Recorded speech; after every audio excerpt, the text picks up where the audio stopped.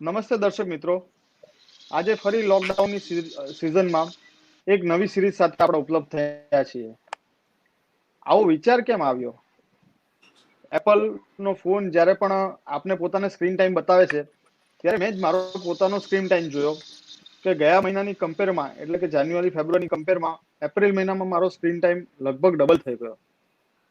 એટલે મને એવો વિચાર આવ્યો કે જો મારો સ્ક્રીન ટાઈમ ડબલ થઈ શકતો હોય, કે જ્યારે તો અમે તો વર્કિંગ છીએ, તો જે લોકો તો ફૂલ ટાઈમ ઘરે બેઠા છે, તો એ લોકોનો સ્ક્રીન ટાઈમ કેટલો વધ્યો હશે. એટલે મેં થોડા આંકડા સર્ચ કર્યા ગૂગલમાં. તો એ આંકડા સર્ચ કરતા મને જાણવા મળ્યું કે ડેઇલી એક્ટિવ યુઝર્સ કહેવાય કે દરરોજ કોઈ એપ્લિકેશનમાં કેટલા યુઝર્સ એક્ટિવ હોય છે. તો એનો પર્સન્ટેજ વાઇઝ ગ્રોથ જો તો નેટફ્લિક્સમાં લગભગ એ ગ્રોથ 125 ગણો છે, એમેઝોનમાં એ ગ્રોથ લગભગ 75% છે, અને ઝૂમ જેવી એપ્લિકેશન પર એ ગ્રોથ લગભગ 250% છે. એટલે બધા જ ઓનલાઈન પ્લેટફોર્મ જે કહેવાય એમાં લોકોનો યુઝ ઘણો બધો વધ્યો છે. તો મેં પછી ઇન્ટરનેટના આંકડા ચેક કર્યા, તો ઇન્ટરનેટના આંકડા તો એના કરતા પણ અધધધ બતાવે છે કે જાન્યુઆરી મહિના કરતા એપ્રિલ મહિનામાં ઇન્ડિયામાં ઇન્ટરનેટનો યુઝ લગભગ 5 ટાઈમ્સ વધ્યો છે, 5 ગણો વધ્યો છે. અને આ તો થઈ ઇન્ટરનેટને રિલેટેડ સ્ક્રીનની વાત, પણ આની સાથે સાથે નોન ઇન્ટરનેટ સાથે જોડાયેલી સ્ક્રીન, જેમ કે આપણે ડિજિટલ ટીવી નો પણ યુઝ કરતા હોઈએ છીએ. લોકો ઘણા બધા વાંચવા માટે કિન્ડલ્સનો પણ યુઝ કરતા હોય છે. એમ ઓવરઓલ આઈ થિંક લોકડાઉન પીરિયડમાં બધાનો સ્ક્રીન ટાઈમ ઘણો બધો વધ્યો છે. તો આજે આપણે ઓપ્થલ્મોલોજિસ્ટ કે જે એક્સપર્ટ છે સુરત સિટીના, તેમની સાથે જાણીએ કે શું આ સ્ક્રીન ટાઈમ વધવાથી કેટલો ફાયદો કે કેટલું નુકસાન છે. આપણી આંખને ખરેખર નુકસાન થાય છે આનાથી, અને સપોઝ નુકસાન થાય છે તો એનાથી બચવા માટે આપણે શું શું કરી શકીએ. તો આપણી વચ્ચે ઉપસ્થિત છે શ્રી ડોક્ટર મહેન્દ્ર ચૌહાણ સાહેબ, ડોક્ટર સંજય સવાણી સાહેબ અને ડોક્ટર સૌરભ શાહ. ત્રણ જણા સુરતના ખ્યાતનામ ઓપ્થલ્મોલોજીસ્ટ છે અને પ્રાઇવેટ પ્રેક્ટિસ કરે છે. તો આપણે એમની સાથે આ મુદ્દે ડિસ્કસ કરીએ કે ખરેખર સ્ક્રીન ટાઈમ વધવાથી કેટલું નુકસાન થઈ શકે. તો ચૌહાણ સાહેબ, આ વિષય પર તમારું શું કહેવું છે કે સ્ક્રીન ટાઈમ વધવાથી આપણી આંખને કેટલું નુકસાન થઈ શકે છે?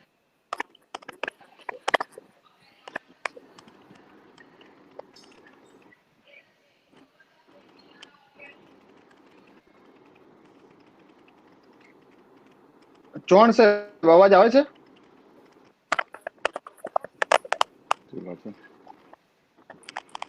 આ સ્ક્રીન ટાઈમ જો વધે તો આપણી આંખને ખરેખર કેટલું નુકસાન થાય?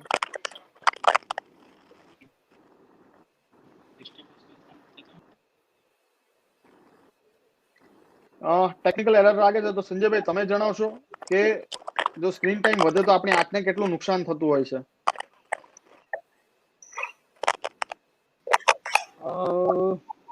અમેરિકામાં દરેક કામ કોમ્પ્યુટર પર થાય, લેપટોપ પર થાય, સ્ક્રીન પર. એ લોકો મોર દેન 8 અવર્સ વિતાવે. મારો અવાજ સંભળાય છે નિકુંજ? હા હા, આવે છે, આવે છે વોઇસ આવે. હા, તો એ લોકો આપણા કરતા 15-20 વર્ષ પહેલા આ મુશ્કેલીથી જતા હતા, જે મુશ્કેલી હવે આપણે શરૂ થઈ છેલ્લા 5-7 વર્ષથી, ખાસ કરીને જ્યારે સ્માર્ટફોન આવ્યા ત્યાર પછી. તો પહેલા આઈટી અને કોમ્પ્યુટરને લગતા, બિઝનેસને લગતા માણસો જ હેરાન થતા હતા. પણ હવે અત્યારે જનરલ પબ્લિક જ એટલું બધું સ્માર્ટફોનનો ઉપયોગ કરે છે કે જે નવરો હોય તે સ્માર્ટફોનનો સ્ક્રીન ટાઈમ 8-10 કલાક દિવસનો કાઢે. નોર્મલ ક્રાઇટેરિયા જે આંખના વિઝનની કેપેસિટી માટેના, વિઝનની ગુણવત્તા સારી રહેવા માટેના ક્રાઇટેરિયા છે, તે 8 કલાકથી વધારે સ્ક્રીન ટાઈમ હોવા જોઈએ. અને 2 કલાકથી વધારે વાપરતા હોય અને આંખના લક્ષણ જે લોકોને હોય, એ લોકો કોમ્પ્યુટર વિઝન સિન્ડ્રોમના તકલીફ, એક કોમ્પ્યુટર વિઝન સિન્ડ્રોમ નામની એક તકલીફ એટલે સ્ક્રીન ટાઈમ આપણો વધવો એ આંખનો અત્યારે ભવિષ્યમાં આનો એપિડેમિક હશે અથવા પેન્ડેમિક પણ કહી શકીએ, એવું કહી શકાય નહીં. એટલે કોરોના પેન્ડેમિક કરતા આ પેન્ડેમિક વધારે જોખમી હોઈ શકે ભવિષ્યમાં. એટલે વાત સાચી છે કે કોરોનાને લીધે ઘણા બધા ફાયદા પણ મળી રહ્યા છે અને ઘણા બધા નુકસાન પણ થઈ રહ્યા છે. ફાયદામાં આપણે પોતે અનુભવી રહ્યા છે કે વાતાવરણ ચોખ્ખું થઈ રહ્યું છે. બીજું એક સૌથી મોટું ઇમ્પોર્ટન્ટ પોઈન્ટ જો આપણે નોટ આઉટ કરીએ કે એક્સિડન્ટ અથવા ટ્રોમાને લીધે જે ડેથ થાય છે, એ છેલ્લા 3 મહિનામાં ઘણા બધા ડાઉન થયા છે, ડ્રાસ્ટિકલી ડાઉન. એટલે જેટલા લોકોને આપણે કોરોનાથી બચાવી શકીએ એના કરતા વધારે લોકોને આપણે એક્સિડન્ટથી આ જ સમય દરમિયાન બચાવ્યો છે. પરંતુ જેમ તમે કીધું તેમ કે આ ફાયદાની સામે ગેરફાયદા પણ છે.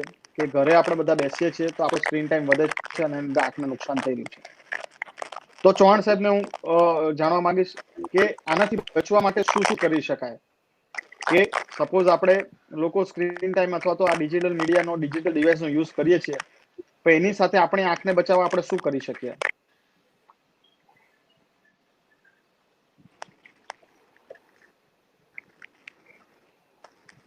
ચૌહાણ સાહેબ.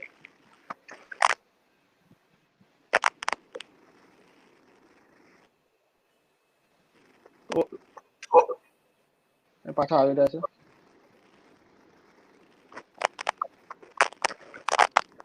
ચૌહાણ સાહેબ અવાજ સંભળાય છે?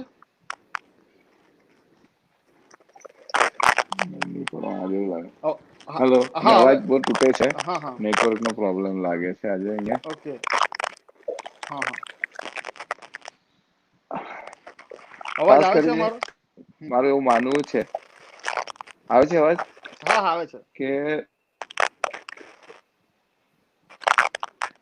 આપણે મોબાઈલ કે ડિજિટલ કોઈ બી ગેજેટ્સ નો ઉપયોગ કરીએ એ વખતે ખાસ કાળજી એ રાખવી જોઈએ કે એ યુઝ કરનાર વ્યક્તિને જો કોઈ પ્રકારના ચશ્માની ખામી હોય તો જે તે ચશ્મા યોગ્ય નંબરના ચશ્મા પહેરીને ગેજેટનો ઉપયોગ કરે, જેથી કરીને આંખ પર એ જે ઇમેજ છે એ સ્પષ્ટ આવે અને આઈ સ્ટ્રેન કે હેડેક જેવા પ્રશ્ન દૂર કરી શકાય. બીજું, મોબાઈલ કે ગેજેટ્સમાં સતત જોયા કરવાને કારણે, એટલે કે એક ધારું જોવાને કારણે આપણી આંખ છે 1 મિનિટમાં 16 થી 20 વાર પલકારા મારતી હોય છે. તેની જગ્યાએ સતત જોવાને કારણે એ 1 મિનિટમાં ફક્ત 6 જ પલકારા નો એક છે. મિનિટ મોબાઈલ કે કોમ્પ્યુટર પર, આઈપેડ પર 20 સેકન્ડ માટે આંખને રિલેક્સ થાય એટલા માટે દૂર દ્રષ્ટિ કરી લેવી અથવા તો આંખના પલકારા મારી લેવા જોઈએ. આવી નાની નાની કાળજીઓ રાખીને આ ગેજેટ્સનો ઉપયોગ કરવો જોઈએ. એટલે બેઝિકલી જે ડ્રાય આઈ સિમ્પટમ્સ કહેવાય છે એ થતું હોય છે. એટલે બેઝિકલી અવાજ ડ્રાય ધીરો આઈ જે લાગે છે. સિમ્પટમ્સ થાય તો લાગે છે.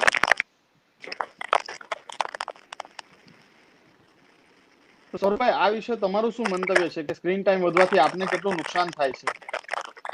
ડેફિનેટલી, એટલે સ્ક્રીન ટાઈમ વધવાથી આંખને નુકસાન ખૂબ જ થાય છે. એટલે આથી બધી વાત છે કે આપણી ફક્ત આઈ રિલેટેડ પ્રોબ્લેમ છે. આપણે એ વસ્તુ નહીં જાણી કે જે સ્ક્રીનમાંથી આવતો જે ભૂરો પ્રકાશ છે, જે બ્લુ લાઇટ છે, એ એકદમ હાઈ ઇન્ટેન્સિટી અને હાઈ એનર્જી લાઇટ છે.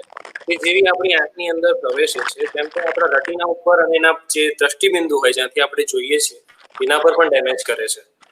એક અગત્યની વસ્તુ આપણે સમજીએ કે એક સિમ્પલ ઉદાહરણ લઈએ કે ટેનિસ એલ્બો. બધાને ખબર છે કે સચિન તેંડુલકરને ટેનિસ એલ્બો થયેલો અને ત્યાર પછી એની લાઈફ આખી ખતમ થઈ ગયેલી. અગર જો તમે જરૂરત કરતા વધારે એક સ્ટડી પ્રમાણે અગર દિવસના 6 થી 8 કલાક અગર તમે કોન્સ્ટન્ટ કોમ્પ્યુટરનો યુઝ કરો છો તો આગળ જતા તમારા પાછળના પડદામાં પ્રોબ્લેમ થવાના ચાન્સીસ બહુ વધારે છે. એટલે એ આજે કાલે કે એક અઠવાડિયામાં તમને ખબર નહીં પડે, પરંતુ લોંગ ટર્મ યુઝમાં એનો ડેફિનેટલી પ્રોબ્લેમ થાય છે. શોર્ટ ટર્મમાં એનો શું પ્રોબ્લેમ થાય છે સમજીએ કે આ જે બ્લુ લાઇટ છે એ આપણા શરીરમાં નીકળતા મેલેટોનિન એટલે મગજમાંથી જે દ્રવ્ય નીકળે છે જે આપણી સ્લીપ સાયકલને મેન્ટેન કરે છે, તો સ્લીપ સાયકલની મેન્ટેનન્સ આખું બગાડી નાખે છે, જેને આપણે સર્કાડિયન રિધમ કહીએ છીએ કે ક્યારે ઊંઘવું, ક્યારે ઉઠવું, ક્યારે ભૂખ લાગશે, આ બધા જે સર્કલ્સ જે હોય છે આપણા બોડીના તે આખા ઓફ સાયકલ થઈ જાય. એટલે નોર્મલી એક સ્ટડી હતી જેમાં એવું હતું કે ઓલમોસ્ટ 1.5 થી 2 કલાક જેટલું તમારું સ્લીપ સાયકલ આખી ખોરવાઈ જાય. એટલે જે લોકો રાતના સમયે, આજે આપણે જોયું હોય તો લોકડાઉનમાં એક બહુ કોમનલી જોવા મળે કે રોજ રાતના લોકો વોટ્સએપ, યુટ્યુબ લઈ, ફેસબુક લઈને બેસે અને પછી 2-3 વાગે રાતના સુવે. હકીકતમાં આ દરેક વ્યક્તિને એવું લાગતું હોય કે રાતની મારી ઊંઘ પૂરી જ નથી, કારણ કે હકીકતમાં એમની ઊંઘ પૂરી જ નથી પડી. 2 કલાકનો જે સ્લીપ સાયકલનો જે ગેપ પડ્યો અને જેને કારણે જે ડીપ સ્લીપ એમને મળવી જોઈએ તે જ ના મળી. એક બીજો પ્રોબ્લેમ એવો થાય છે ડિજિટલ સ્ક્રીનના કારણે, જે અત્યારે બહુ કોમનલી જોવા મળે કે પહેલા આપણે સ્ક્રીનને 20 ઇંચ દૂર રાખતા હતા, એટલે એક હેન્ડ ડિસ્ટન્સ જેટલું દૂર રાખતા હતા, જે હવે સ્ક્રીન સાઇઝ નાની થવાથી અને એકદમ પતલા સ્ક્રીન આવવાથી આપણે 6 થી 8 સેન્ટીમીટર પર રાખી શકીએ છીએ, આટલા ઇંચીસ ઉપર. હવે જ્યારે એ ખૂબ આટલું નજીક આવી જાય છે ત્યારે આંખોએ એને ફોકસ કરવા માટે લાગતો પાવર ઓલમોસ્ટ ડબલ થઈ જાય છે. સો આઈ ફટીગ અને આઈ રિલેટેડ ઇશ્યુઝ એટલે તમને થતો હોય મિગ્રેન જેને કહેવાય હતાશ ઇશ્યુ, તેની ઇન્ટેન્સિટી પણ વધી જાય છે અને તેનું ટ્રિગર ફેક્ટર પણ આ ડિજિટલ ડિવાઇસ હોય છે. સો આ એક વસ્તુ થઈ. સ્લીપ સાયકલ અગર તમારી અગર મેન્ટેન નથી રહેતી તો આગળ જતા તમને ડિપ્રેશન, હાર્ડ ટુ લર્ન એટલે તમને કોઈ પણ વસ્તુ શીખવામાં સમજવામાં વધારે સમય લાગે, તમારું ઇમોશનલ કોશન્ટ એટલે કે જે તમે કહો ને કે નાનકડું કંઈક થયું તો પણ તમે એટલું અલગ જ રીતે રિસ્પોન્સ કરો. આ જે બધા સાયકોસોશિયલ પ્રોબ્લેમ સ્ટાર્ટ થાય છે આ બધું જ ડિજિટલ સ્ક્રીનને કારણે થાય છે, just because of one single thing કે એમાંથી નીકળતી જે બ્લુ લાઇટ છે એ તમારી આંખમાં જાય છે અને મેલેટોનિન નામનું દ્રવ્ય સિક્રેશન અટકાવી દે છે. અલ્ટિમેટલી તમારી ઊંઘની સાયકલ અટકી જાય અને તમને પૂરતી ઊંઘ નહીં મળે, અને પૂરતી ઊંઘ નહીં થાય જેને કારણે તમારી મગજને હીલ થવા માટે જે ઊંઘ જોઈતી હોય આરઈએમ અને એનઆરઈએમ સ્લીપ તે બિલકુલ બંધ થઈ જાય. આ એક જ મેઇન ઇશ્યુ છે જેને કારણે લોકોને આગળ જતા સાયકોસોશિયલ ઇશ્યુઝ અથવા તો કહેવાય ને કે પબ્લિક ઇન્ટરેક્શન કે એ બધું જે વિચાર કરવાની શક્તિ હોય તે આખી અલગ દિશામાં જઈ રહી છે. આ તો ડેફિનેટલી ડેમેજ થશે જ, પરંતુ આ એનો એક સૌથી મોટો સોશિયલ પ્રોબ્લેમ થયો છે. મારી એક જ સલાહ છે દરેક વ્યક્તિને કે જો તમને આવું કંઈ પણ થતું હોય તો બીજું કંઈ પણ કરતા પહેલા તમારે એક વસ્તુ કરવી જોઈએ કે ઊંઘવાના 2 કલાક પહેલા, માની લો કે તમે 10 વાગે ઊંઘવા માંગો છો તો 8 વાગે તમારા બધા ડિજિટલ સ્ક્રીન્સને વાપરવાનું બંધ કરી દો. બીજી કોઈ પણ એક્ટિવિટી કરો, ચાહે તો થોડો મી ટાઈમ રાખો અથવા તો ફેમિલી સાથે વી ટાઈમ મેળવો, પરંતુ તમે બધા ડિજિટલ ડિવાઇસનો સંપૂર્ણપણે ઉપયોગ બંધ કરો, જેથી કરીને જે જરૂરી ઊંઘવાની સમય છે તે તમને ઊંઘ આવી જાય.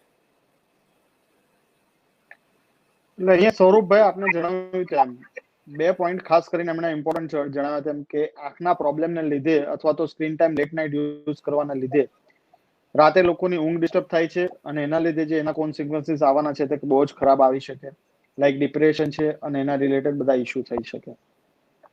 તેમણે ખૂબ જ સારો પોઈન્ટ નોટ આઉટ કર્યો છે કે રાતે સુવાના 2 કલાક પહેલાથી સ્ક્રીન ટાઈમ બંધ કરી દેવું જોઈએ. એટલે કે રાતે સુવાના 1-2 કલાક પહેલા આપણે ટીવી અને મોબાઈલ બંધ કરી દેવું જોઈએ. અને અહીંયા સાથે સાથે દર્શક મિત્રો સાથે હું એમ પણ કહેવા માંગીશ કે આપણે લોકડાઉનના માહોલમાં માત્ર ટીવી અને મોબાઈલ એના ઉપર જ ના લાગી વળતા જે ફેમિલી ટાઈમ છે અથવા તો ભેગા મળીને જે આ સમય મળ્યો છે તેને ઘણી બીજી સારી રીતે પણ પસાર કરી શકે તેમ છે. જેમ કે આપણે ઘરમાં ઇન હાઉસ ગેમ્સ રમી શકીએ તેમ છે, ફેમિલી મેમ્બર સાથે બેસીને વાતો કરી શકીએ તેમ છે, છોકરાઓને ખાસ કરીને ગેમ્સમાં એક્ટિવ કરી શકીએ તેમ છે, એ લોકો સાથે નવી બુક શેર કરો, વાર્તાઓ કરો. અને સૌથી વધારે ઇમ્પોર્ટન્ટ આજના જમાનામાં મને જે જરૂરી લાગે તે એ છે કે છોકરાઓને બીજા ફેમિલી મેમ્બર સાથે ફોનથી અથવા તો વિડીયો કોલથી વાતો કરતા શીખવવું જોઈએ. કેમ કે આજકાલની નવી પેઢી જે રિલેશન છે, ફેમિલી છે, એ ધીરે ધીરે ભૂલતી જઈ રહી છે. એટલે જે સૌરભભાઈએ કીધું તે ખૂબ જ જરૂરી પોઈન્ટ છે કે રાતે સૂતા પહેલા સ્ક્રીન ટાઈમ ઓછો કરવો અથવા તો વહેલી સ્ક્રીન બંધ કરવી એ જરૂરી છે. બીજું અહીંયા એક હું પૂછવા માંગીશ સૌરભભાઈ કે તો કોઈ ઓપ્ટિમમ ટાઈમ પીરિયડ કહી શકાય એવો ખરો કે આટલા કલાક તમે દિવસે સ્ક્રીન યુઝ કરો તો તમને બહુ પ્રોબ્લેમ નહીં થાય? એટલે અમેરિકન ઓફથેલ્મિક સોસાયટી એવું કીધું છે કે એટ અ ટાઈમ 2 થી 3 કલાક તમે સ્ક્રીન યુઝ કરી શકો, એટલે મેક્સિમમ લિમિટ હું કહું છું. પણ તમે બચાવવા માટે એને અડધો થી 1 કલાક અને લોકડાઉન દરમિયાન કદાચ સવારે 1 કલાક ને સાંજે 1 કલાક આપી શકો. રૂટીન પણ એટલે આજકાલ અત્યારે બધું વર્ક ફ્રોમ હોમ બહુ ચાલે છે અને એવું જોવા મળે કે પહેલા કદાચ 9 to 5 કામ કરતા હતા, હવે 9 to 9 કામ કરે છે લોકો. તો હકીકત એ થઈ ગઈ છે કે તમે બ્રેક લો, એવરી 2 hours 1 hour તમે બ્રેક લો. એ બ્રેક એવો નહીં હોવો જોઈએ કે તમે સ્ક્રીન બંધ કર્યું ને વોટ્સએપ બંધ કરીને બેસી ગયા. એક એવું કામ કરો કે જેમાં તમે ગાર્ડનિંગ કરો અથવા તો તમે પાણી પીવા જાઓ, બીજું કોઈ કામકાજ કરો ઘરનું, જેથી દર 2 કલાકે 15 થી 20 મિનિટનો તમને એક નાનકડો બ્રેક મળે. બીજું જે સરે વચ્ચે કીધો પણ સ્ક્રેપ હતો, 20-20 રૂલ, એમાં એ છે કે દર 20 મિનિટ 20 સેકન્ડનો બ્રેક લેવાનો અને 20 ફીટ દૂરની કોઈ વસ્તુને જોવાની. એટલે એવું કેમ કહેવામાં આવે છે કે તમે કોઈ વખત અનુભવ્યું હશે કે જ્યારે તમે બહુ ટાઈપિંગ કરો છો અથવા કોડિંગ કરો અથવા આઈટીનું કંઈ કામ કરો કે અકાઉન્ટ્સનું કામ કરો ત્યારે તમે કોઈ વસ્તુને બહુ ફોકસ કરીને જુઓ તો તમારું અકોમોડેશન એ ભાગ ઉપર લોક થઈ જાય. પછી તમને ધીમે ધીમે ફટીગ થવા માંડે. જસ્ટ લાઈક જીમમાં તમે બેઠા છો ને તમે 2 સેટ મારો, પછી તમારો ટ્રેનર કહેશે કે ભાઈ હવે તો ચક્કર મારી આવ, પછી બીજું ડમ્બેલ ઉચકજે. તમે કોઈ દિવસ ટ્રાય કરો કે 50-60 એક સાથે માર્યા કરો તો પછી 2 કિલોનું વજન પણ ઉચકવું એટલું જ અઘરું પડી જાય. સેમ વસ્તુ આંખના મસલ સાથે પણ થાય છે. જે તમને બહુ કોમનલી આ કમ્પ્લેન્ટ હોય કે ભાઈ હું કોમ્પ્યુટર પર કામ કરીને પછી બેઠો તો મને ઘડિયાળનો કાંટો પણ નહોતો દેખાતો, ડ્રાઇવિંગ કરવામાં પણ પ્રોબ્લેમ આવતું હતું. તો બધું એને કારણે થાય છે કે અકોમોડેશન લોક થઈ જાય છે. તો કેવી રીતે તોડવાનું? કે દર 20 મિનિટે 20 સેકન્ડનો બ્રેક લેવાનો અને દૂર કોઈ વસ્તુને જોવાની, જેથી કરીને તમારા જે બધા મસલ્સ છે જે ફોકસ કરે છે નજીકની વસ્તુને, તો બધા દૂર જોવા માટે રિલેક્સ થઈ જાય. આ 20-20 રૂલ એક સૌથી અગત્યનો છે. ત્રીજો એક અગત્યનો રૂલ જે સરે કીધું, ફ્રીક્વન્ટ બ્લિંકિંગ. હું મારા પેશન્ટોને એક સલાહ એવી આપું છું કે તમે જ્યારે પણ એન્ટર કી દબાવો ત્યારે તમારે તમારી આંખોને બ્લિંક કરવાની છે. વાય ઇઝ ઇટ સો?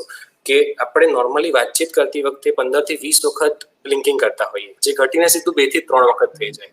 જ્યારે આંખોમાં આંસુનું પ્રમાણ ઘટી જાય ત્યારે આંખોને મળતો, કોર્નિયાને મળતો જરૂરી ઓક્સિજન મળતો બંધ થઈ જાય. એટલે જેટલી વખત તમે બ્લિંક કરશો એટલી વખત એક નવી ટીએફએલ આંખની સામે બનશે.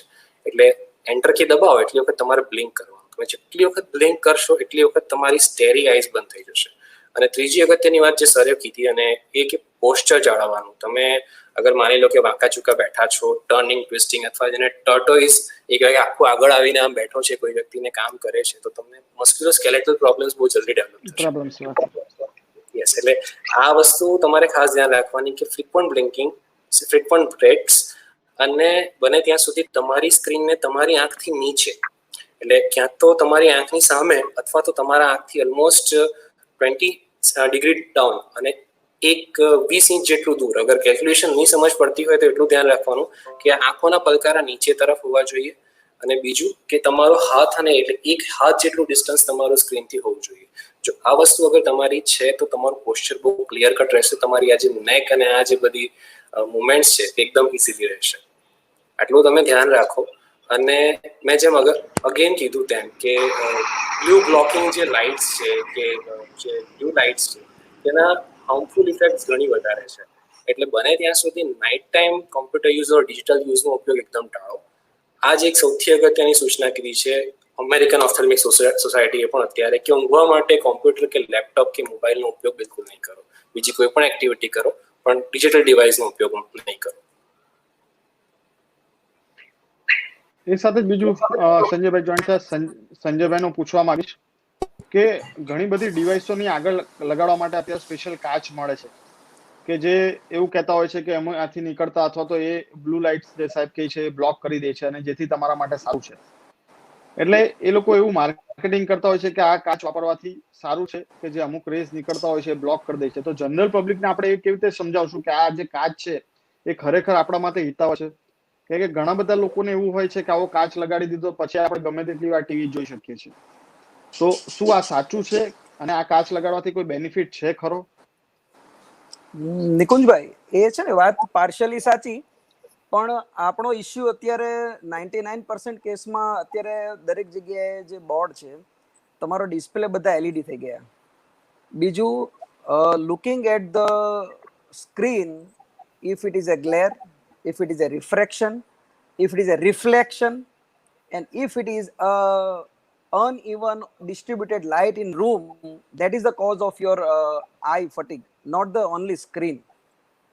LED ની જે લાઇટ છે એના જે વેવ્સ છે તમારા રેટિનાને નુકસાન કરી માત્ર ઘણી ઘટી ગઈ જૂના જે પેલા ડિસ્પ્લે હતા એના કરતા.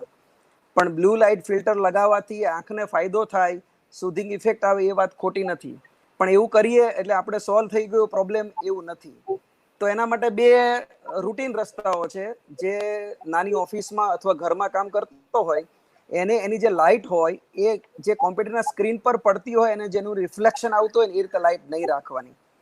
સપોઝ નાના કોઈ આપણે સાદી ભાષામાં અત્યારે એમએસએમઈ ટાઈપના બે ઓફિસના 2 રૂમના ઓફિસવાળામાં જો કોમ્પ્યુટર પર કામ કરતો હોય તો એ માણસને ડેસ્ક ઉપર એનો લેમ્પ રાખે અથવા ડીમર કહેવાય, ડીમરની લાઇટ જ આવે જ્યારે કોમ્પ્યુટર ચાલુ હોય ત્યારે ડીમર ચાલુ કરી દેવાનું, અથવા એ લાઇટ જ ચાલુ નહીં કરવાની પણ કોમ્પ્યુટરની બાજુમાં લાઇટ બલ્બ રાખવાનો જે કોમ્પ્યુટરની સ્ક્રીન ઉપર તમને ગ્લેર ના આપે. બીજી એક વાત કે તમારી આંખની ઉપર જ્યારે તમારું ચિત્ર પડે છે ત્યારે મેઇન કામ કરવાનું છે કોર્નિયા કરવાનું છે. તો એ વેટ હોવું જોઈએ, ભીનું હોવું જોઈએ, વત્તા તમારે રિફ્રેક્ટિવ પાવર જો હોય તો એ ન હોવો જોઈએ. એટલે તમારી સ્ક્રીન ફઝી હશે તો પણ તમને તમારા ગ્લેરના ઇસ્યુ કે આંખ કોરી પડવાના ઇસ્યુ થશે.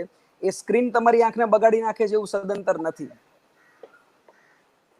બીજી એક વાત કે જ્યારે પણ આપણે કોઈ પણ સ્ક્રીન પર જોઈએ છે ત્યારે ઓટોમેટિકલી કોન્સન્ટ્રેશનથી જોવાને લીધે આપણા બ્લિંકિંગ રેટ જે કહેવાય એ ઘટી જવાથી આપણે ટીયર ફિલ્મના જે ધારો કે એક માણસ નોર્મલ માણસ 12 થી 15 વખત 1 મિનિટમાં બ્લિંક કરે એટલે મટકો મારે, તો એ પલકાર મારવાની તમારી જે રેન્જ છે એ 2 થી 5 થઈ જાય.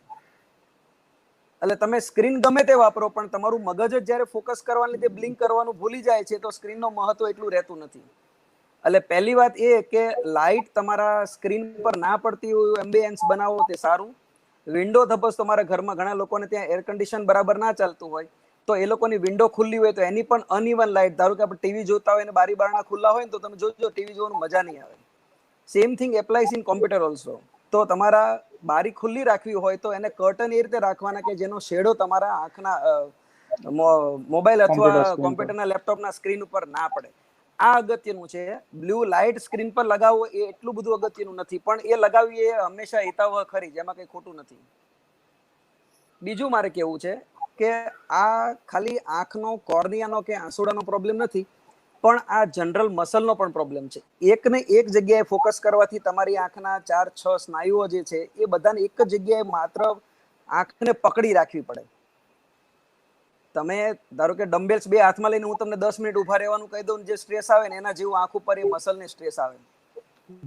તો એ ના થાય એના માટે સાહેબે જેમ કહ્યું એમ 20-20 તો ખરું જ, પણ બીજો એક રૂલ છે 21-20-20. સપોઝ 20 મિનિટે તમે 20 સેકન્ડ માટે 20 ફૂટથી દૂર તો જોવો જ છો, પણ if you are working more than 2 hours, 120 મિનિટથી વધારે જો કામ કરવું હોય તો 20 મિનિટ માટે કોમ્પ્યુટરને બ્રેક આપો. 20 મિનિટ માટે કોમ્પ્યુટરને બ્રેક આપો ત્યારે તમે જે કરવું હોય તે કરો, પણ પ્રોવાઇડેડ તમે 20 ફૂટથી દૂર જોઈ શકતા હો તો બહુ સારું. આવું ફોરેન કન્ટ્રીઝની અંદર એક બીજો એવો એ લોકોએ એટલા માટે નિયમ ઘડ્યો છે કે એ લોકો they count as a human productive hours. એટલે કોમ્પ્યુટર પર કામ કરતો કરતો માણસ, તમે એમ કહો આજે હું 15 કલાક કામ કરીશ, પણ એ પ્રોડક્ટિવ કામ ના કરી શકે જેટલું આ 20 મિનિટ રાહ જોઈને પછી કામ કરે ને તે વધારે પ્રોડક્ટિવ કામ કરી શકે 8 કલાકમાં. એટલે એ સેમ વસ્તુ આપણને બી લાગુ પડે. એટલે આ એક બીજી એક એવી સલાહ છે. હું માત્ર નોર્મલ અને લોકડાઉનમાં ઘરે રહેલા હોય એ લોકો કરે એવું નથી કહેતો, પણ આ રૂટીન હેબિટ પાળવાથી પણ ફાયદો થઈ શકે એવી વાત કરીશ. સપોઝ એક સનિંગ એવી એક વસ્તુ છે. સનિંગ એટલે આંખ બંધ રાખી અને સવારના સૂર્યપ્રકાશને જોવો. સૂરજની સામે જોવું જરૂરી નથી. એનાથી જે લાઇટ પાસીસ થ્રુ લીડ્સ એ તમારી ટાયર્ડનેસને દૂર કરી નાખે. that passes light passing from lead, this is not ophthalmology science but is a routine science. એટલે તમારે એને સનિંગ કહેવાય.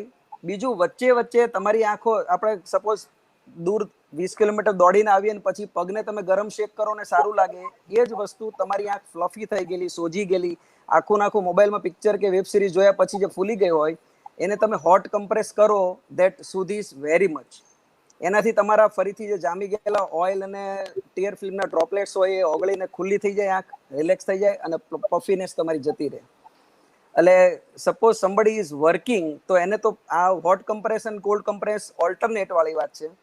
એ બંને હંમેશા આદત પાડી દેવી જોઈએ. એના માટે આપણે જે હેન્ડીક્રાફ્ટના ફેરમાં એમાં તમને મળતા હોય છે mask, it is not a myth, it is working. એ કરવા એ સારી જ વસ્તુ છે, એમાં કંઈ ખોટું નથી. અને બીજી એક ટાયર્ડનેસ માટે સાહેબ એમ જે કહ્યું એમ તમારા મસલ એક્સરસાઇઝ પણ આવે છે. જેમ હાથ પગને આપણે અપ ડાઉન, અપ નીચે અને ગોળ સર્કલ ફેરવીએ એ જ રીતે તમારા બધા જ આંખના જે 6 સ્નાયુ છે એને તમે મૂવમેન્ટ કરવાથી પણ તમારું ફટીક જતો રહે. બીજું એક ભ્રામરી નામની એક યોગાસનની ક્રિયા છે જે આંખમાં કામમાં આવે. એ ઇટ ઇઝ ટિપિકલ ફ્રોમ હીરાના બિઝનેસ સાથે સંકળાયેલા ઘણા બધા લોકોને અમારે આપવું પડે. સેમ આંખની ટાયર્ડનેસ થાય એવી કોમ્પ્યુટર વાળાને, એવી જીરાવાળાને પણ થાય. અને હવે વરાછા કે સુરતના અમુક એરિયામાં જ્યાં હીરાનો ધંધો સંકળાયેલો છે એ લોકોને એક નવી પ્રોબ્લેમ શરૂ થઈ છે કે રાત્રે આવીને એક પિક્ચર પૂરું કરી નાખે અને સવારમાં જઈને આખા સવારના 8 થી 8 સુધી એ લોકો હીરા જોતા હોય. એટલે દે આર ડબલ સ્ટ્રેસ. તો એ લોકોએ સવારમાં જાગી સનલાઇટની સામે, હું કરું છું, કદાચ એનાથી થોડો લાભ થઈ શકે. 3 આંગળી આંખ ઉપર રાખી અપર લીડ, લોઅર લીડ અને ટેમ્પલ આના પર કરી અને આ એક્સરસાઇઝ કરવાથી, આને એ લોકો ભ્રામરી કહેતા હોય છે યોગાસનોની ભાષામાં, પણ આપણે ખાલી ફિઝિયોથેરાપીની ભાષામાં પણ જો સમજી લઈએ તો એનાથી અપર લીડ, લોઅર લીડ અને ઉપરના આપણા આઈબ્રોની ઉપરના મસલને તમે જે ટચ મસાજ આપો છો એનાથી બ્લડ સર્ક્યુલેશન વધે. એટલે એ મસલનું બ્લડ સર્ક્યુલેશન વધવાથી તમારો આંખનો થાક ઉતરી જાય ને યુ વિલ જ્યુરિનેટ.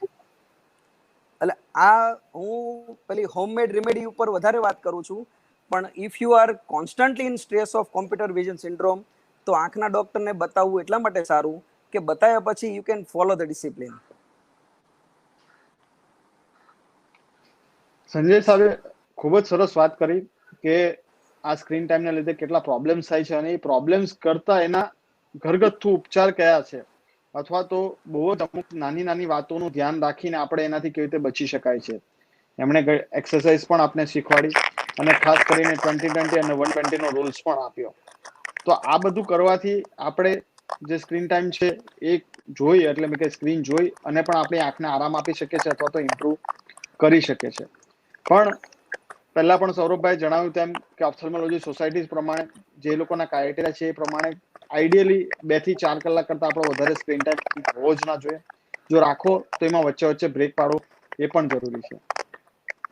બીજું અહીંયા સૌરભભાઈ હું પૂછવા માંગીશ કે ઘણા બધા લોકોને એક એવો બી કન્સેપ્ટ અથવા તો મગજમાં વિચારો આવતા હોય છે કે વધારે પડતું ટીવી અને મોબાઈલ જોઈએ તો આંખના ચશ્માના નંબર્સ આવતા હોય છે, એટલે કે રિફ્રેક્ટરી એરર્સ ઉત્પન્ન થતી હોય છે. તો એ વાત કેટલા અંશે સાચી છે? બેઝિકલી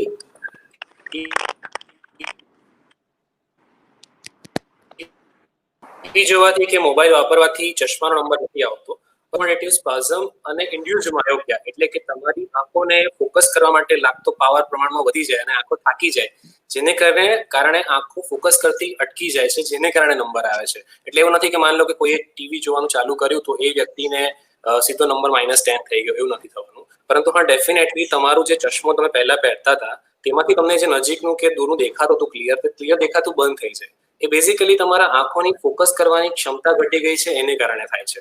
એક પ્લેસેબો સ્ટડી એવી થઈ કે એમને થોડાક નંબર એના જ બીજા ચશ્મા બનાવીને આપ્યા અને એમને કીધું કે તમારે સ્ક્રીન ટાઈમ અઠવાડિયા 2 અઠવાડિયા માટે નથી વાપરવાનો. તો એમનો નંબર એ જ ચશ્માથી એમને પાછું ક્લિયર પણ દેખાતું થઈ ગયું. એટલે આ બેઝિકલી એને કારણે થાય છે. એક બેઝિક ટેસ્ટ તમને શીખવાડું કે કેવી રીતે આ જે અકોમોડેશન સ્પાઝમ અને લેગ જે થાય છે કે જેને કારણે ફોકસ અટકી જાય છે તેને પેન્સિલ પુશઅપ ટેસ્ટ કહેવાય છે. અને નિયર ફાર ફોકસિંગ ટેસ્ટ, આ 2 બેઝિક ટેસ્ટ જે જાતે ઘરે કરી શકાય. એમાં કેવું કે બોલપેન લેવાની એની ટીપ તમે સામે રાખો અને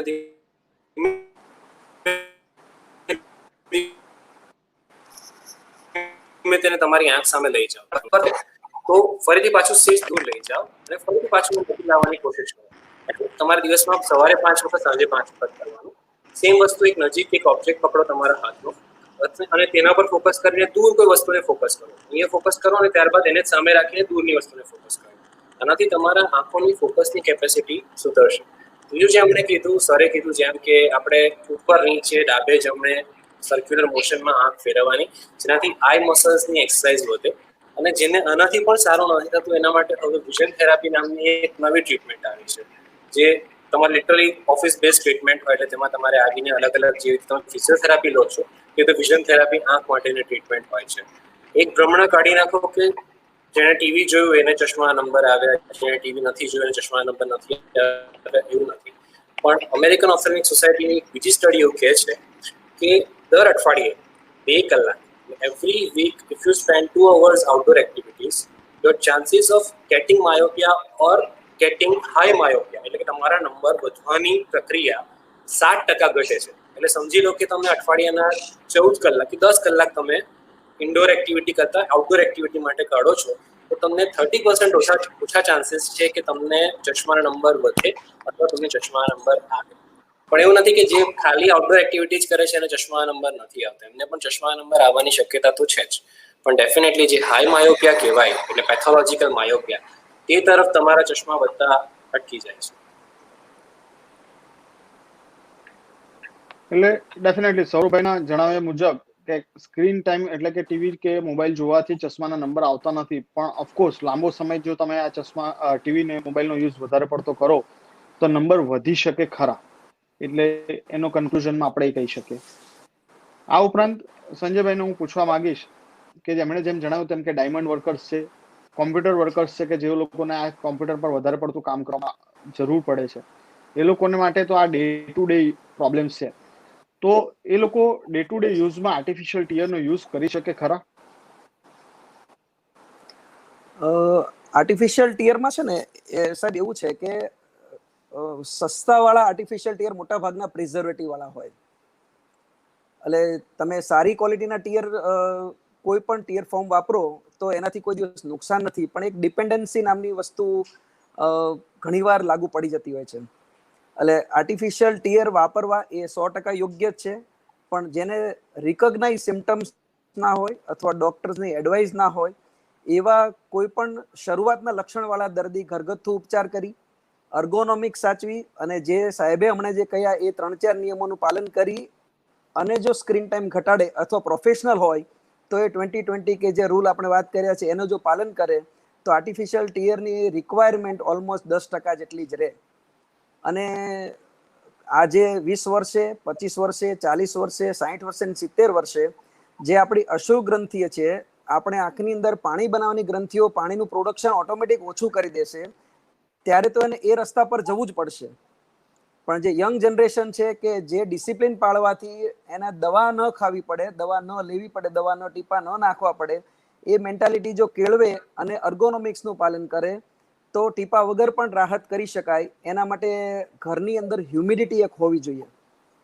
અત્યારે એક નવી રિસર્ચ એવું કહે છે કે જેટલા એર કન્ડિશનર હોય એની સાથે જો તમે હ્યુમિડિફાયર રાખો તો પણ ઘણી બધી આંખની પ્રોબ્લેમ સોલ્વ થઈ શકે છે. અને પ્રોફેશનલ જેટલા પણ ઇન્સ્ટિટ્યૂટ છે ત્યાં એ લોકોએ તો હ્યુમિડિફાયર રાખવાનું શરૂ પણ કર્યું. એટલે જે તમારાથી બની શકે એ રોજનું છે તો એને દવાથી કમ્પ્રેસ કરવાને બદલે prevention is better than cure. હા, પણ મોટા ભાગના ટીયર સબસ્ટિટ્યુટ છે તે હાર્મલેસ છે અને તે વાપરી શકાય. બહુ સારો શબ્દ કીધો, prevention is better than cure. એટલે ક્યાંય પણ હેલ્થમાં પ્રિવેન્શન એ સૌથી વધારે જરૂરી છે. ઇન્ડિયામાં હજુ પણ પ્રોબ્લેમ એ જ છે કે પ્રિવેન્ટિવ મેડિસિન જે કહેવાય એનો એટલો બધો વ્યાપ નથી. આઈડિયલી પ્રિવેન્ટિવ મેડિસિન એક ઇટસેલ્ફ બહુ મોટી બ્રાન્ચ છે, એનો વ્યાપ ઘણો બધો વધારો હોવો જોઈએ. કેમ કે અહીંયા આપણે એક આંખના પ્રોબ્લેમ્સની વાત કરીએ છીએ, અમે અમારા કેન્સરની વાત કરીએ અને હાર્ટના પ્રોબ્લેમ્સની વાત કરો કે બીજી ઘણા બધી જગ્યાએ. તો જો પ્રિવેન્ટિવ મેડિસિનનો વ્યાપ હોય તો આપણે આ બધા જ મેજર ડિઝીઝને ઘણા બધા અંશે થતા અટકાવી શકીએ અથવા તો એને માઇલ્ડ ફોર્મમાં કરી શકીએ છીએ કે સિવિયર ફોર્મમાં જતા અટકાવી શકીએ છીએ. એટલે prevention is better than cure. અને એટલા માટે આપણે આ એક્સપર્ટની સલાહ લઈ રહ્યા છીએ કે આપણે ડે ટુ ડેમાં કયું ધ્યાન રાખવું જોઈએ કે જેથી આપણે આનાથી અથવા તો આ પ્રોબ્લેમ્સથી બચી શકાય. નહીંતર સંજયભાઈ પહેલા જ જણાવ્યું તેમ કે આ ધીરે ધીરે એક પેન્ડેમિક ડિઝીઝ પણ થઈ શકે છે. એટલે એમણે જણાવ્યું તે પ્રમાણે કે આર્ટિફિશિયલ ટીયરનો યુઝ કરવો એ યોગ્ય છે, હાનિકારક નથી, પરંતુ શક્ય હોય ત્યાં સુધી ઓપ્થેલ્મોલોજીસ્ટની સલાહ લીધા વગર જાતે યુઝ ના કરવો જોઈએ.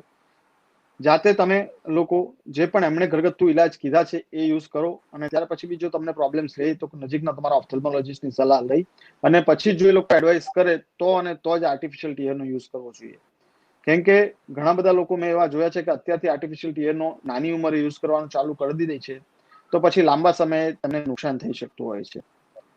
તો આ સાથે હું સૌરભભાઈને કહીશ કે એઓ પબ્લિકને બીજી કઈ એડવાઇસ આપવા માંગે છે કે જેનાથી તેઓ પોતાની આંખને વધારે સારી રીતે અથવા તો વધારે હેલ્થી રાખી શકે છે. ખાસ કરીને ડાયટમાં કોઈ એવી એડવાઇસ છે કે જે ડાયટરી એડવાઇસથી ફોલો કરી લાઈક વિટામિન એ વાળા ખોરાક વધારે લઈ તો પણ આપણી આંખ સારી રહે કે એવું કંઈક છે બીજું? ડેફિનેટલી. એટલે સી વિટામિન્સ અને આ બાકીની બધી વસ્તુઓ જે તમે કહો છો કે જે તમારી આંખને સુધારે, ખાટા મીઠા ફળો કહો કે વિટામિન એ કહો, તો તમારી ઇમ્યુનિટી સુધરશે, તમારી આંખો લાંબા સમય સુધી સારી રહી શકશે.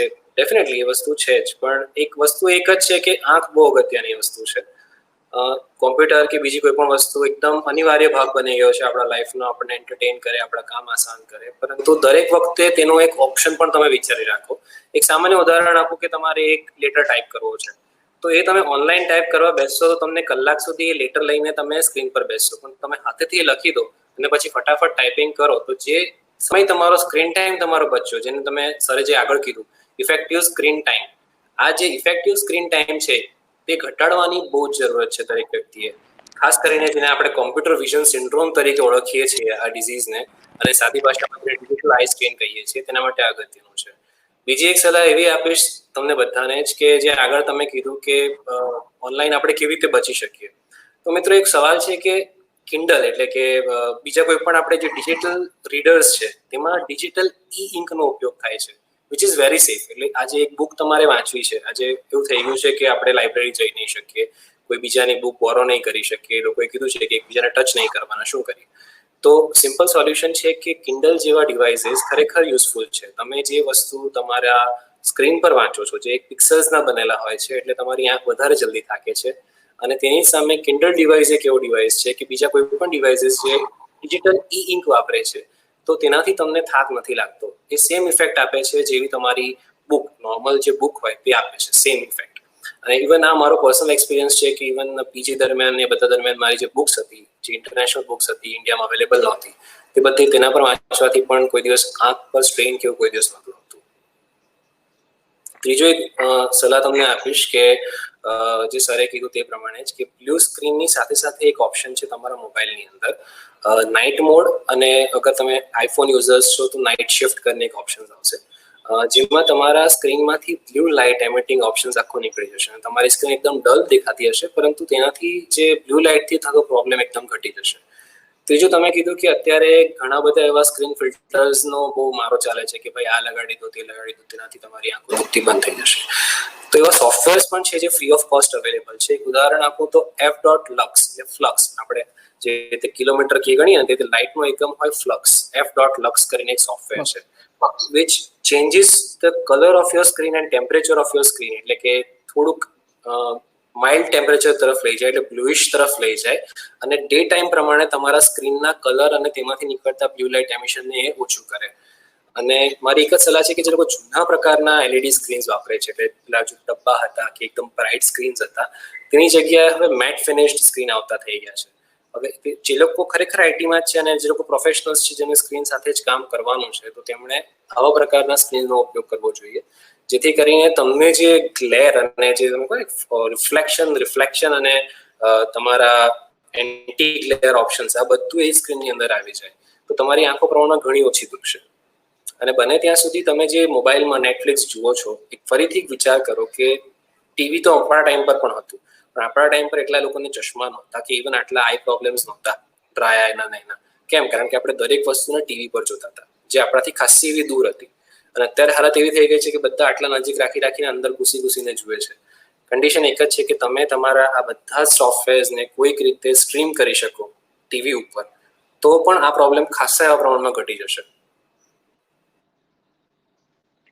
અહીંયાથી સૌરભભાઈની વાત સાથે એગ્રી થઈ અને 2 પોઈન્ટ હું એડ કરવા માંગીશ કે જેમ કોરોનામાં સોશિયલ ડિસ્ટન્સિંગ છે, તેવી જ રીતે સ્ક્રીન સાથે પણ એક સોશિયલ ડિસ્ટન્સિંગની જેમ એક હેન્ડ ડિસ્ટન્સિંગ મેન્ટેન કરો, કે એક હાથ જેટલી ડિવાઇસને દૂર રાખો તો એ બેટર રહેશે. અને બીજો એમણે ખાસ પોઈન્ટ નોટ આઉટ કર્યો છે ડિજિટલ અથવા તો ઈ બુક્સનો, કે આપણે બી હવે કહેતા થઈ ગયા છે કે કોરોના સાથે જીવતા આપણે શીખવું પડશે, કેમ કે આ કંઈ 1-2 મહિનામાં જવાની એવી બીમારી નથી, 1-2 વર્ષ કે કદાચ લાંબો સમય પણ આપણી સાથે રહી શકે. તો એ ટાઈમે આપણે બુક કોઈની બોરો નહીં કરી શકીએ, આપણે લાઇબ્રેરીથી બુક નહીં લાવી શકીએ, તો ખાસ કરીને આ કિન્ડલ કે એવા કોઈ પણ ડિવાઇસીસ છે કે જે આપણી આંખને બહુ નુકસાન ના કરે તેવા ડિવાઇસ આપણે વાપરી શકીએ છીએ. તો આની સાથે હું સંજયભાઈને પૂછવા માંગીશ કે અહીંયા આપણે સ્ક્રીનની વાત કરી જ રહ્યા છીએ, તો ત્યારે ઘણા બધા સ્ક્રીન્સ હવે માર્કેટમાં અવેલેબલ છે. ખાસ કરીને જે લોકો નવું પરચેસ કરવા જતા હોય છે ત્યારે કન્ફ્યુઝન થતું હોય છે કે LCD better, LED better, plasma better, કયું વાળું સારું, કે કયા વાળું આંખના પર્પઝથી આપણે પરચેસ કરવું જોઈએ અથવા તો લેવું જોઈએ?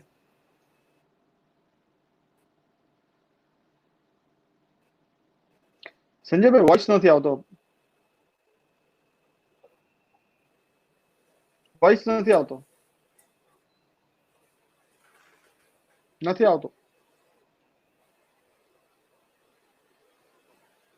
સંજયભાઈ, વોઇસ નથી આવતો તમારો. નથી આવતો, બિલકુલ નથી આવતો.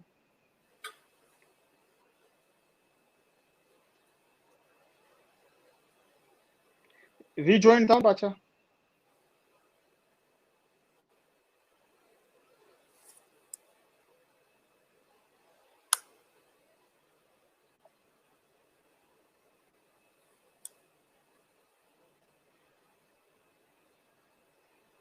બેન સૌરભભાઈ, તમે ગાઈડ કરશો કે કયા પ્રકારની સ્કીન બેટર કહેવાય આપણા માટે, એલસીડી, એલઈડી કે plasma? Sir basically plasma TVs હવે બહુ એટલા યુઝમાં નથી, અને એલઈડી ઓર એલસીડી એ બેઝિકલી કેવું છે કે ટેકનોલોજી છે, એનાથી જે એમિશન થાય છે તે તો ઓલમોસ્ટ સેમ જ હોય છે. એટલે એ વસ્તુ સમજવી કે તમે એલઈડી લેશો કે એલસીડી, એનાથી કંઈ બહુ ફરક પડશે. હા, ડેફિનેટલી એક વસ્તુ છે કે જે ગ્લેરનો પ્રોબ્લેમ એમણે કીધો તે તમારા એલસીડીમાં થોડોક પ્રમાણમાં ઓછો થાય, પરંતુ મને નથી લાગતું કે કોઈ એલઈડી કે એલસીડીના ડિફરન્સથી તમને કંઈ બહુ ફરક પડતો હોય પ્રેક્ટિકલી. એક વસ્તુ છે કે જે સ્ક્રીનની મેં વાત કીધી કે મેટ ફિનિશ સ્ક્રીન, એટલે તમે કોમ્પ્યુટર લેવા પણ જાઓ તો તેમાં તમને બે પ્રકારના હોય, એક ગ્લોસી હોય ને એક મેટ ફિનિશ સ્ક્રીન આવે, અથવા તો જેને તમે કહી શકો કે ગેમિંગ કોમ્પ્યુટર્સ જેને કહેવાય, તેમાં પણ તમને આજકાલ હવે મેટ ફિનિશ સ્ક્રીન મળે છે, જેમાં ગ્લેરનો પ્રોબ્લેમ એકદમ ઓછો થઈ જાય છે. એટલે એવા પ્રકારના સ્ક્રીન તમે લઈ શકો છો. અને બીજું તમારે એ જોવાનું છે કે એનો રિફ્રેશ રેટ કેટલો છે અને એનું રિઝોલ્યુશન કેટલું છે. જેટલું રિઝોલ્યુશન ઓછું અને જેટલો રિફ્રેશ રેટ ઓછો, તેટલું તમારી આંખને કોઈ પણ મૂવિંગ વસ્તુ જોવામાં વધારે ને વધારે તકલીફ પડે, કારણ કે તમારું મગજ એક વસ્તુ વિચાર લે છે કે આ એક મોશન પિક્ચર, એક ચલચિત્ર છે. હવે તેને અટકીને જ્યારે તમે જોશો કે જેનો રિઝોલ્યુશન બહુ ખરાબ છે તેને જોશો તો તમને ખરેખર જ જલ્દી આંખોમાં તકલીફ વધશે. પણ તેની સામે જ તમે જ્યારે હાઈ રિફ્રેશ રેટ વાળા અને હાઈ રિઝોલ્યુશન ટીવીને જોશો તો તમારી આંખને ફોકસ કરીને એને એક મોશનમાં કન્વર્ટ કરવામાં બહુ તકલીફ પડતી નથી. આ એક વસ્તુ તમારે ખાસ સમજવા જેવી છે. અને બાકી આ હવે સર જોઈન થયા તો એમને જ પૂછીએ આ સવાલ ફરીથી કે એલઈડી અને એલસીડી વચ્ચે બેઝિકલી કંઈક શું લઈ શકાય આપણે?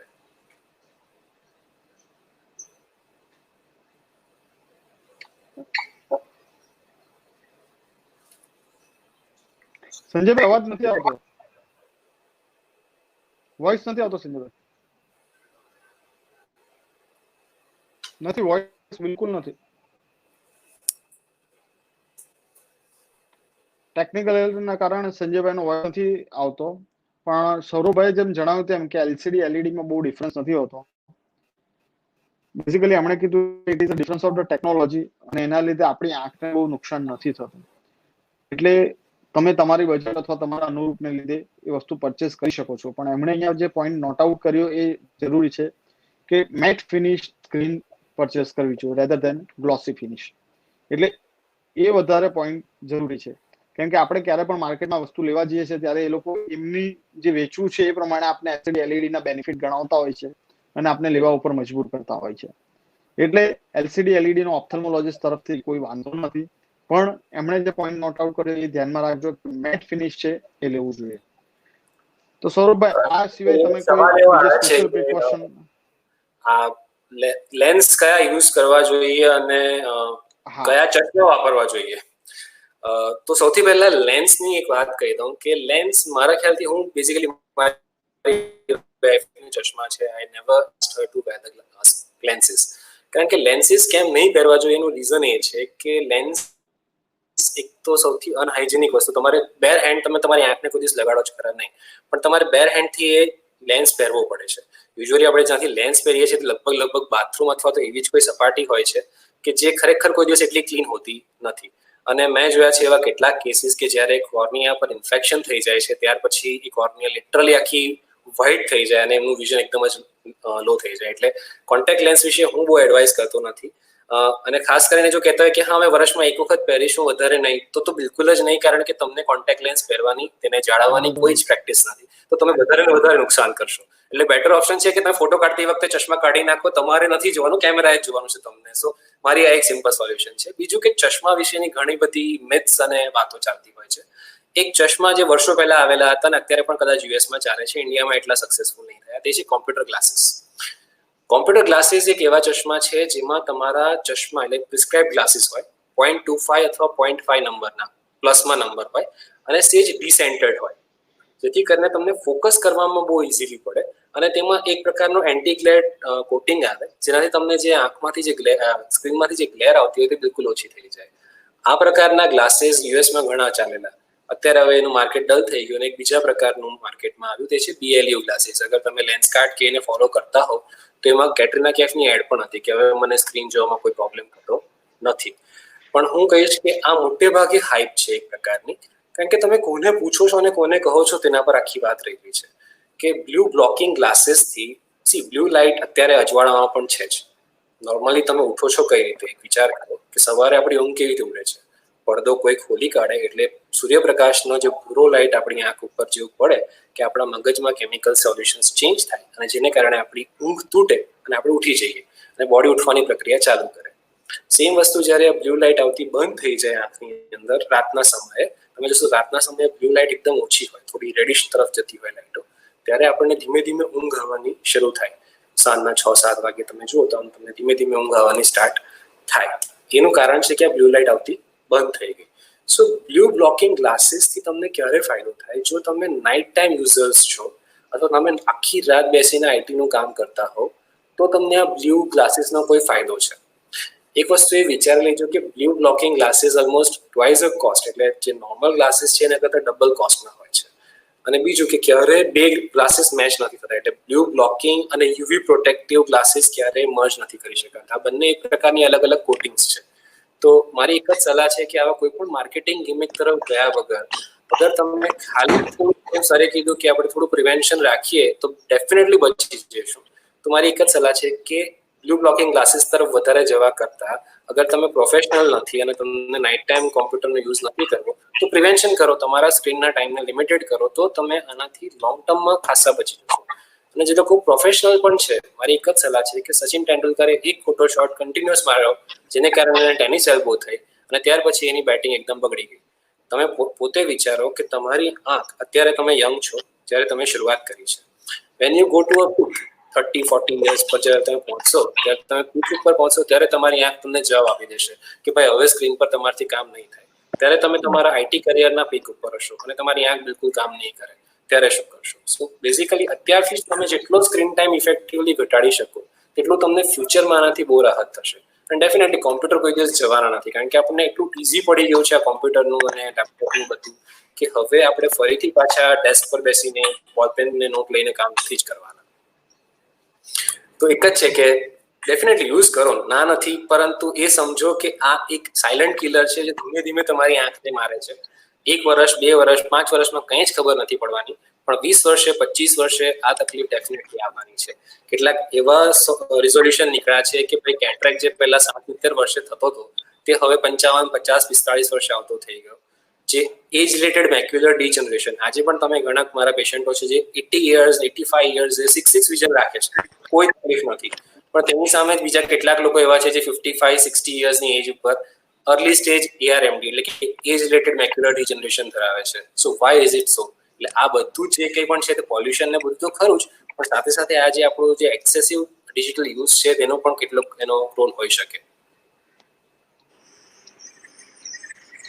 સંજયભાઈ, અમે 2 પોઈન્ટ ડિસ્કસ કરીએ, એના વિશે તમારો ઓપિનિયન જાણવા માંગીશ. એક LCD, LED કે પ્લાઝમા, અને બીજો કયા પ્રકારના લેન્સીસ લેવા જોઈએ? LED બેટર દેન LCD, પણ LED માં છે ને એના લ્યુમિનસ આવે. Suppose LED is less than 3500 luminous is a warm cool white color, and LED more than 5400 luminous is a warm white color. So always if you are preferring cool white color, LED is always better for everybody. Kindle ને એ લોકો છે એ પણ એ જ LED નો use કરે છે જે તમને screen લાઇટની અંદર આપે છે, જે તમારી એની લ્યુમિનસની જે સંખ્યા, લ્યુમિનસની માત્રા છે એ નીચે રહેશે તો જ એ કુલ કલર રહેશે. સાહેબ જેમ બોલતા હતા તેમ blue colour is actually warm, blue white colour is more than 5400 luminous. Red color is soothing for our eye. જ્યારે સૂતા હોઈએ ત્યારે તમે રેડ કલરની લાઇટની અંદર, નાઇટ લેમ્પની અંદર સુવો, that gives you a good sleep rather than a blue color light. So LED is a part of our life now. It was not in screen, but it is now everywhere, including. But there are 2 thoughts. One is white LED and one is yellow LED. Yellow LED, again, it is a soothing for our brain. It gives calmness to our brain, and white LED or a sunlight gives warmness in our eye and brain. So yellow LED in the night lamp or yellow light in the rooms on the ceiling, that is always preferable by people, though we don't like it. So cool white LED is always preferable. That is one answer. બીજું શું હતું?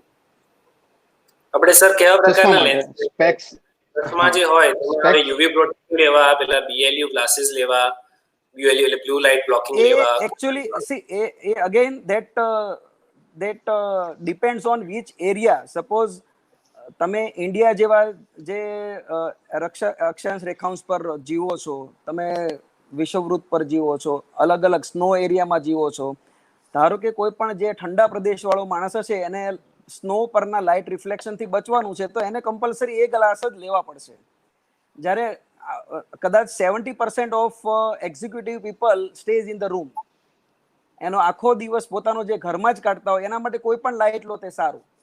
હવે screen ઉપર dependent જો રાખીએ તો blue blocking is fine. હવે UV કિરણો તમને કોઈ પણ જગ્યાએ જશો ત્યાં મળવાના જ છે, તો આપણા માટે કોઈ પણ Indian public inside the room can prefer on the screen a blue blocking light, blue blocking glasses. પણ it is not that it is going to save you. It is a partially. There are two variety of glasses. One is tinted and one is coating. Suppose anti-reflective coating will help you in a reflection only, but tinted or blue blocking that will prevent your macula to get damage. When you are on a screen or in a strong light, you should prefer UV light, blue blocking.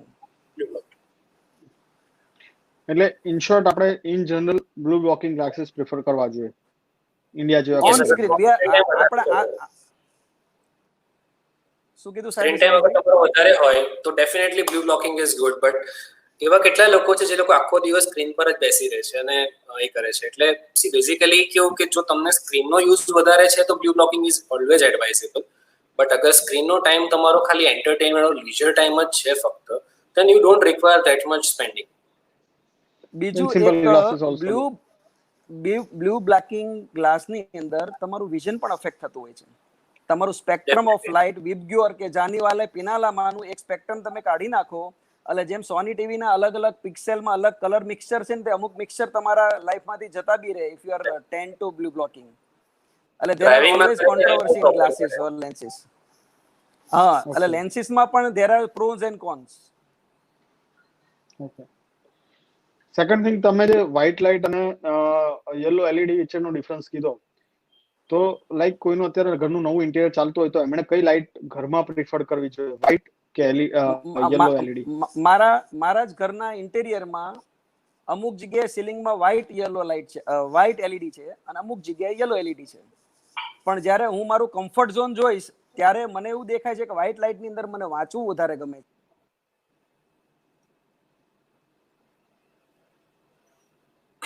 એટલે sir એટલે એ રીતનું હોય કે હવે આજકાલ એક જ લાઇટની અંદર, એક જ ટ્યુબલાઇટની અંદર તમે બ્લુ લાઇટ પણ રાખી શકો અને એક બીજી ક્લિક કરો એટલે યલો લાઇટ પણ આવી જાય. જ્યાં તમારે સુધિંગ એરિયા જોઈએ છે, જ્યાં તમે એક્ટિવ વર્કિંગ નથી કરતા, ત્યાં તમારી યલો લાઇટ ડેફિનેટલી ઇફેક્ટિવ હોય. પણ જ્યાં તમારે એક્ટિવલી વર્ક કરવું છે, જેમ કે અત્યારે તમે ઓફિસમાં બેઠા છો, તો તમારે ત્યાં એ વ્હાઇટ લાઇટ જ ખરેખર તમે લાઇટ મૂકો તો તમને ખરેખર આમ કામનેસ ને સુધિંગ ઇફેક્ટ આવવાની શરૂ થઈ જાય છે. એટલે અહીંયા આપણે ઘણું સારું વ્હાઇટ લાઇટ અને યલો લાઇટ વિશે પણ ડિસ્કશન કર્યું કે તમારો પર્સનલ ચોઇસ તો ખરી જ, પણ જ્યાં તમારો વર્કિંગ એક્ટિવ એરિયા કહેવાય કે જ્યાં વાંચવું છે એવા એરિયા હોય ત્યાં તમે વ્હાઇટ લાઇટ મૂકો અને રેસ્ટ ઓફ ધ એરિયામાં યલો લાઇટ મૂકો, જે તમારા માટે સુધિંગ અને સારી રહેશે. એટલે આખું ઘરને વ્હાઇટ લાઇટ થી ભરી દેવું, એના લીધે કોમ્બિનેશન કરો, દેટ ઇઝ અ ગુડ. અને સૌરભભાઈ કીધું એમ તો એવી ટ્યુબલાઇટ પણ આવી ગઈ છે કે જેમાં બંને વસ્તુ ડ્યુઅલ થઈ શકતી હોય છે. તો દર્શક મિત્રો, આજે આપણે આંખની કેર કેવી રીતે રાખવી જોઈએ એ આ લોકડાઉન પીરિયડમાં વધેલા સ્ક્રીન ટાઈમ દરમિયાન તો ધ્યાન રાખવું એ તો જોયું જ, પણ એની સાથે સાથે ઓવરઓલ આપણી લાઈફમાં પણ આપણે આંખની કેવી રીતે કાળજી રાખી શકીએ એની માહિતી મેળવી. ઘણા બધા પોઈન્ટ્સ લાઈક T20 નો મને તો એક જ અત્યાર સુધી મિનિંગ ખબર હતો, 2020 ક્રિકેટ, પણ આ લોકોએ આજે આપણે નવો એક મિનિંગ આપ્યો છે.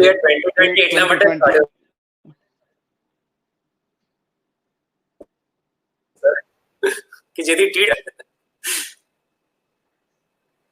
તો એ સરસ એક નિયમ છે કે 2020 નો નિયમ છે, તો હું એમ માનીશ કે આજથી તો હું એ વસ્તુનું પાલન કરીશ.